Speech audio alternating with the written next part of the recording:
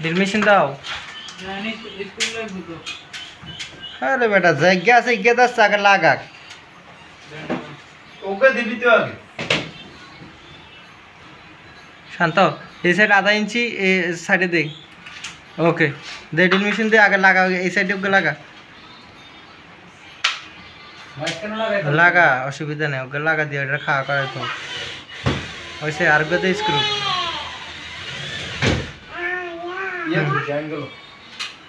দে লাগা ওইসে। আরো দূরে দে, আরো দূরে দেখ, এখানে দেখ, এটা দেখ। হ্যাঁ আরে ওই ইয়ে দেখ, জয়েন্টে দেখ। হ্যাঁ ওইসে। আচ্ছা দিব দেখ, হেমাতার দেখ, হেমাতা তোকে দেখ। টোকা টোকা, তুই টোকা মনে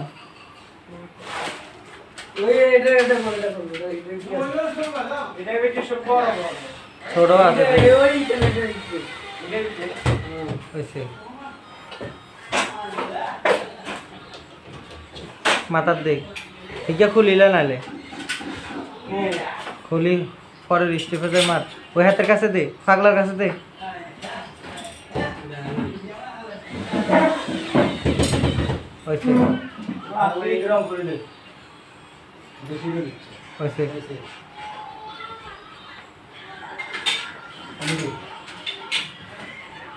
কোয়ালো লাগালে বিচাইছে আবার।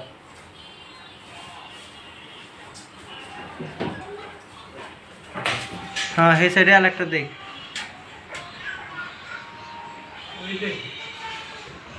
ফাঁকনামি করে আবার।